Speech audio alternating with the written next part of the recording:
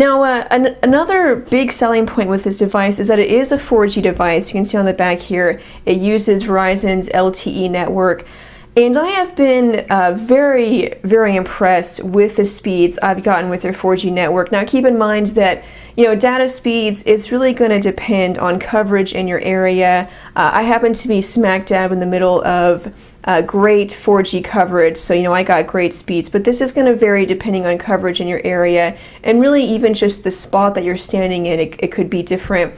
But you'll notice if I go down here to, these are some of the first tests that I did, 25 megabits per second down, extremely fast. Then I got 27, almost 28 megabits per second on downloads. It was so fast I had to double check and triple check to make sure I wasn't connected to Wi-Fi because it was just that fast. Verizon, you're not going to get these speeds every time. You can see after that it kind of evened out at 6 to 7 megabits per second. Then I had a couple more of like 20 to 17. But so it kind of was all over the board. But even my lows of 6 to 7, even those are fantastic speeds. So you may not get 27, 25, 23 every time. But even just an average of say 10 to 15, I was very impressed with Verizon's LTE speeds. These two here, the 0.26, this is when the phone dropped down to 3G when I didn't have 4G coverage, and so I did a couple of speed tests. So this is about 200 to 300 kilobits per second. Could be better. I typically get faster speeds with Verizon's 3G, but more than likely, if you buy this phone, you're going to be in 4G coverage. So 4G speeds were just absolutely excellent. Let's take a look at the web browser. You can see I've downloaded an alternate web browser, but we'll use the stock Android web browser just to see the kind of performance that you'll get out of the box. You can see I'm not connected to Wi-Fi. I'm on 4G right now. So we'll go over and actually use the Samsung keypad and go to phonedog.com. And we'll see how quickly it loads up. I've been able to download apps in 4 seconds. I can update them within just a matter of seconds. It's been extremely fast. You can see the page is already pretty much loaded, and that took 4 to 5 seconds. And then I even have flash content loaded here with the advertisement. So the page is pretty much loaded. One area where I've been slightly disappointed on, and I'll move on now to talking a little bit about the processor. One area where I've been slightly disappointed is in speed, overall just performance and lagginess. The phone ships with a 1 gigahertz Samsung Hummingbird processor, which again is what all of these Galaxy S devices ship with. And for the most part, it's very fast, very speedy, but I've noticed a few problems when web browsing. You'll notice with pinch to zoom here, it sometimes just hangs up, and then I do have that checkerboarding problem, as you can see every once in a while. I didn't mean to zoom out all the way. It's smooth, but then, sometimes it's not, and it hangs, and I have checkerboarding. For the most part, when you're web browsing, you're not going to be doing this. Most people don't do that when they're web browsing. So for the most part, web browsing is fine. You can see I'll, pan around, zoom in, take a look at this article, select it. For the most part, performance is fine, but you can see that, we'll use this by default, you can see that there were a couple of times when it hung up, and while that may not be a problem with web browsing, it may be something that you notice in just general everyday use while you're opening apps. You can see when I go home here, it is taking, just a second or two for the page to load, and that's not something that I experience all the time. For the most part, performance is great. I have very few problems, but there are going to be times, as you could see, when it does hang up just a little bit and maybe takes a second or two for certain things to load. We'll go over to the Quadrant Standard benchmark app, and we'll run a quick test just so I can give you guys an idea of the numbers, see what score we get with this test. Okay, so the test is complete. We'll take a look at the numbers. 1323. So, you know, definitely good, definitely up there.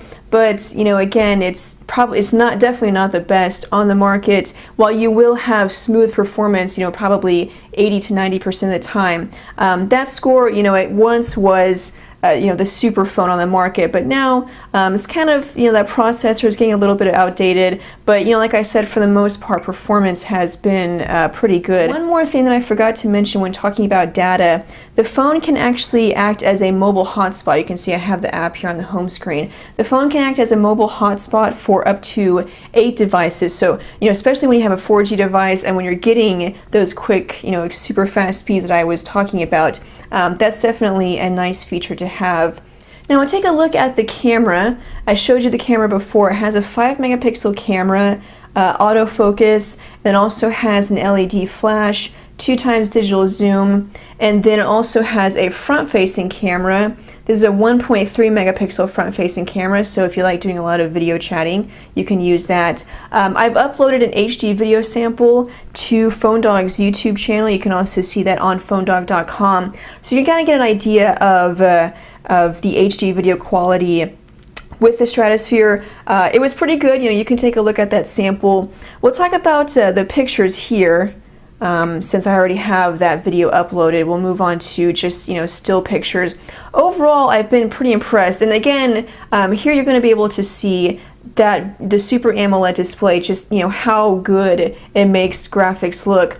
Here's a picture just, you know, indoors with, you know, decent lighting or just natural lighting. And, you know, you may not be able to tell while looking at it on a video, but the detail on it is pretty good. You know, for a 5 megapixel camera, it's definitely a great camera. Obviously, you know, whenever you zoom in and get closer, you're going to notice just, you know, minor blurring around the edges of these graphics, but really the camera has done a great job. And you can see the colors, they just show up very well. We'll go to a couple of outside shots. The blues, they're just very vibrant, the greens.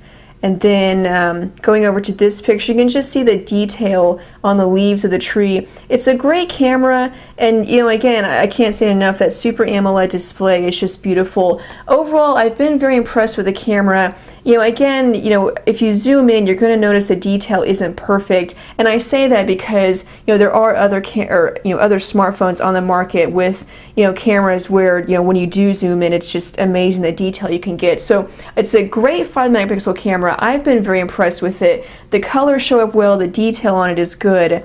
But just, you know, keep that in mind. It may not be perfect, but you know, I think it's definitely a great camera. I really have no problems with it. The lighting is great, the colors show up great, and the detail again is pretty good. So that's the camera. Again, you can look at that HD video sample and see what you think of it. Now, while we're on the back here, whoops, wrong button. While we're on the back here, we'll talk about the battery. It ships with, let me take that off. It ships with an 1800 milliamp hour battery, which is actually, you know, pretty decent size for an Android device, and also for a 4G Android device. If you've used Android before, you know that, you know, these smartphones kind of tend to the battery life isn't usually as great as what you'll get with other operating systems. And then add to that, you know, the fact that it's a 4G device. You know, generally, you know, don't expect terrific battery life with, you know, a device like that. But 1800, that's actually a pretty good size for a device like this. So in my testing, and again, I'm going to point this out, battery life is very subjective. It will change from person to person, just depending on you know, your usage habits, what you use your phone for, your schedule, you know, when you charge it. It's going to vary from person to person, but in my testing, what I've gotten with normal use, downloading apps, using Twitter. I have a Twitter app downloaded, so I have notifications running in the background for Twitter, for email. I had a couple of other widgets for ESPN. So doing that, and then also listening to Slacker radio for, you know, probably an hour or so. You know, just normal use, I got about 15 hours and 45 minutes. So about a day, you know, not a full 24-hour day, but say, you know, a 12-hour day from morning until night, which is actually pretty good. I mean, it's better than what I thought I would get with a 4G device. It's not excellent by any means. You will definitely have to charge this phone every night, and then if you use it heavily, you'll probably want to carry a charger around with you. But it was better than what I thought it would be. Again, keep in mind that battery is going to vary depending on usage habits. And then on standby, when I just had notifications running in the background still, but not really using it for anything, it lasted 1 day and 1 hour. So you're not.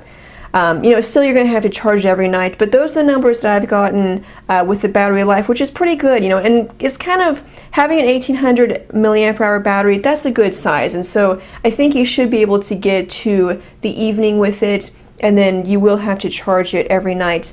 Again, let me turn the phone over, and I shouldn't have taken off the battery cover, because the phone does have a micro SD card slot right here, and I'll take the card out. It ships with a 4 gig card. As you can see if it focuses. Yeah, ships with a 4 gig card, and then with this slot you can use size up to 32 megabits or 32 gigabytes. Sorry, I'm still thinking about data. So it says ports up to 32 gigs, and then you already have the 4 gig card included. In the phone itself, in terms of internal memory, you have 2.2 gigs available to the user. So you have more memory than that, but a lot of that's taken up with apps that you can't uninstall. So 2.2 gigs in the phone, plus that 4 gig card, and then you can expand it up to 32 gigs. So that's pretty much it with the Samsung Stratosphere from Verizon. Overall, I've been very impressed with it. The display, 4-inch Super AMOLED display, it's a beautiful display. I have no complaints about that. It has an excellent physical keyboard, and then again, it's just nice to have an Android device that you have the latest version of Android that's been released so far, plus a newer version of TouchWiz, which you can't get on other Galaxy S devices. The camera's been impressive. Overall, the phone as a whole package, LTE speeds have been extremely fast.